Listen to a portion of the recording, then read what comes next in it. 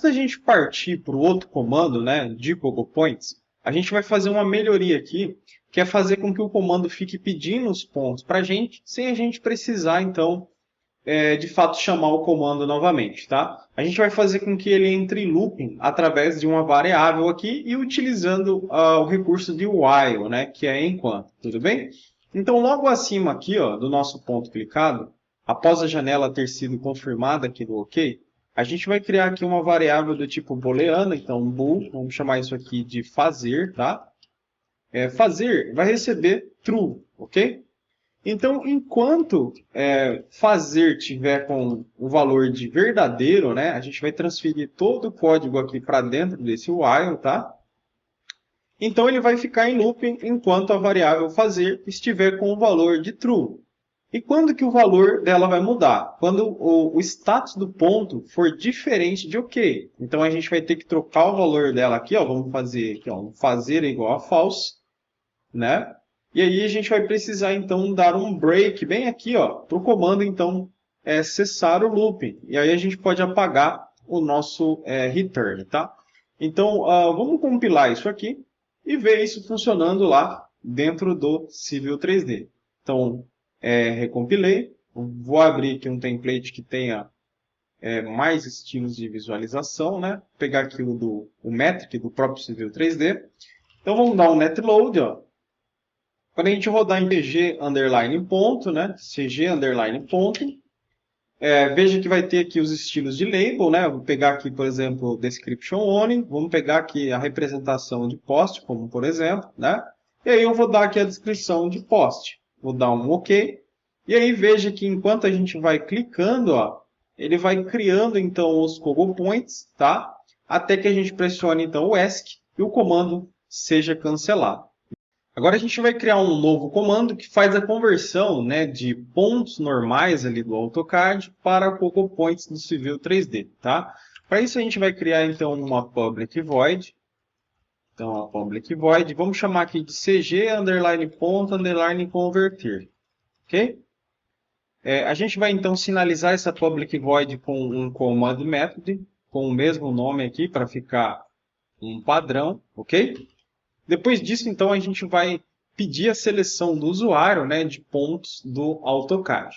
Para a gente poder fazer isso, a gente vai precisar de um valor tipado. Então, eu chamo aqui a classe de typedValid. Vou chamar isso aqui de tipo ponto.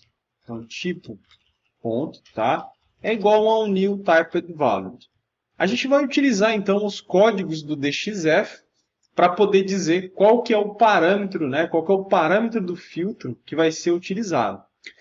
Se a gente for checar aqui no Civil 3D, quando a gente trabalha com points do CAD, então eu vou digitar aqui, ó, point, vou clicar num ponto, eu vou dar um list, tá? Eu vou selecionar esse ponto e vou dar um enter, ó. O tipo dele é point, então a gente vai usar esse parâmetro aí aqui dentro, né? Passando então um int, tá? Para fazer a conversão dos valores do DXF Code, né? Utilizando aqui o start, tá? A gente está sinalizando que o start é o tipo de entidade, e dentro aqui da string a gente vai passar aquele valor que nós encontramos ali durante o list, né, que é o valor de point. Então é dessa forma que a gente faz filtros, né? Se fosse polyline, eu poderia trocar isso aqui para LW polyline, né? Então o filtro aceitaria então apenas polylines. No caso aqui vai ser point, beleza? A gente vai precisar criar um selection filter. Então se eu declarar aqui um selection filter, o selection filter, vou chamar isso aqui de filtro, tá? É igual a um new selection filter. Ele precisa de um array de typedValid.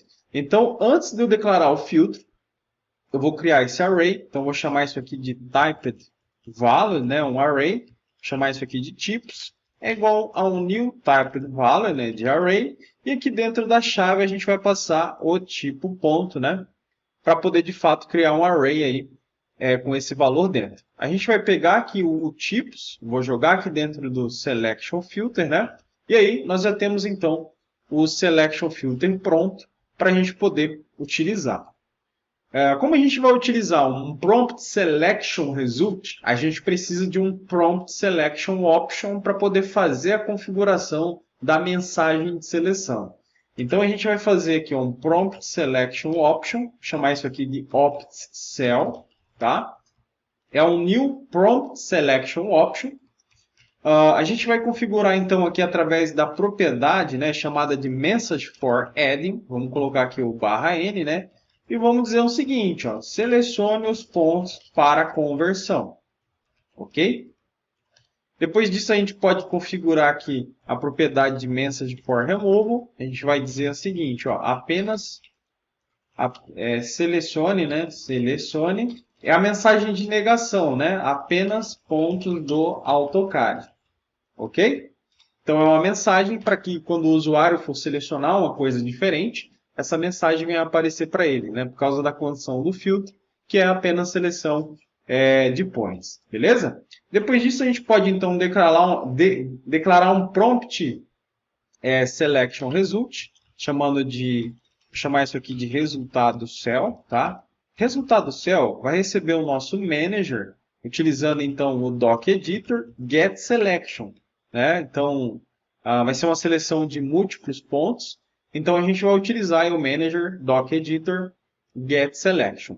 Então a gente vai passar aqui o opt cell como primeiro parâmetro e por segundo a gente passa o filtro, ok? Dessa forma a gente consegue fazer a seleção ali de todos os pontos, tá? A gente vai checar então se o resultado cell ali, ó, através da variável, né, resultado cell.status, se ele foi diferente de OK, a gente então vai fazer um return para que o comando não prossiga. Logo depois a gente vai pedir então a nossa janela, né, de estilos Cogos que a gente fez na aula passada, tá? Então vou chamar isso aqui de janela, é igual a new f estilo Cogos, tá? A gente vai checar então se a janela foi ok, então se janela ok, aí sim a gente vai então programar dentro desse if, ok? A gente vai fazer então uma transação, então transaction, né, transcad, utilizando lá o manager, docdata, Transaction Manager, Start Transaction. Colocamos aqui já o commit para poder fechar a transação, né? E logo na sequência a gente já pode então criar aqui, ó, se a gente utilizar aqui o nosso manager.docCivil, PogoPoints e dar um add, ó, você vai perceber que aqui tem um método que você consegue passar uma coleção de points 3Ds, né? Para que de fato ele crie e converta todos os pontos de uma vez. A gente vai precisar então montar esse Point 3D Collection através dos pontos que foram selecionados aqui na variável de resultado cell, ok? Para isso então a gente cria aqui um Point 3D aqui fora, um Point 3D Collection, vamos chamar isso aqui de lista pontos, tá? É igual a um New Point 3D Collection. Agora a gente vai então fazer o for, né, utilizando um contador i igual a 0, tá? Até que i seja menor do que o resultado cell.value.count e incrementando mais um aí no i, beleza? Então é um looping aí comum de for. Depois disso a gente vai receber então o nosso ponto, ó. Ele é um dbPoint, tá? Vou chamar isso aqui de ponto. Ele é igual à nossa transação.getObject, né? Utilizando lá o resultado cell.value, passando então o i como contador, pegando a propriedade de object_id, pegamos então esse ponto para leitura, né? For read, beleza?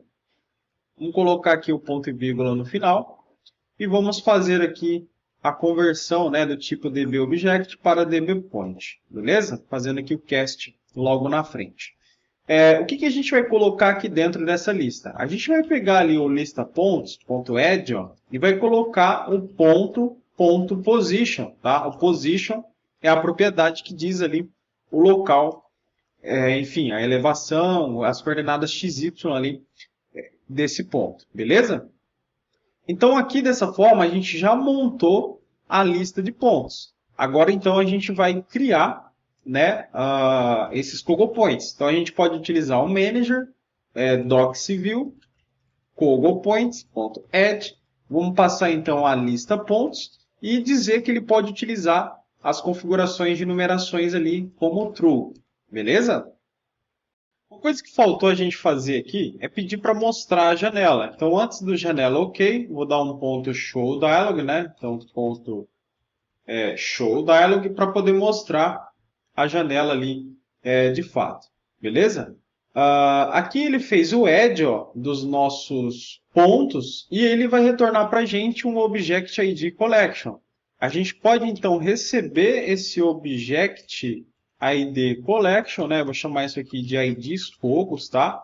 Que são os IDs dos Cogo Points. A gente vai precisar receber eles para poder fazer a edição ali dos estilos. Então eu vou dar um for each aqui de Object ID, né? Então vou chamar isso aqui de ID em IDs Cogos.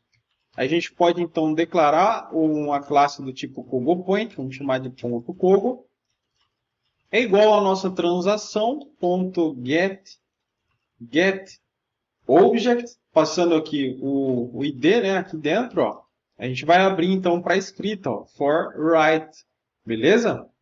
Faltou aqui na frente a gente fazer a conversão para CogoPoint, beleza? Depois disso a gente pode então setar o ponto .cogo, né, ponto .raw description, a gente vai passar então o parâmetro da janela de descrição, né, descripção que a gente configurou. Vamos pegar o ponto aqui, style ID, é igual a janela ponto estilo selecionado, né, ponto object ID,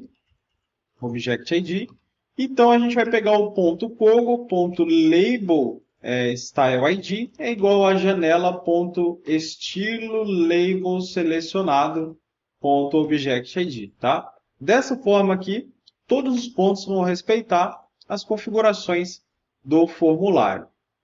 Agora a gente pode então fazer a compilação e testar isso aí lá no Civil 3D. Ó. Então, fiz a compilação, vou abrir aqui o arquivo, tá? Vou criar mais alguns points aqui, ó, só para exemplo, tá? Eu vou trocar aqui o p-type para absoluto, né? Tamanho absoluto. Vou jogar o tamanho de 1. Vou dar um zoom aqui, ó. Vamos carregar então a DLL. Então, ali a DLL, vamos CG, underline ponto, underline converter. Vamos pegar os pontos, vamos dar um Enter. O estilo do label eu vou jogar como description only. E o estilo aqui eu vou chamar de tree. E a descrição eu vou chamar de árvore. Vou dar um OK. E aí todos os pontos foram convertidos de acordo com essas configurações do nosso formulário.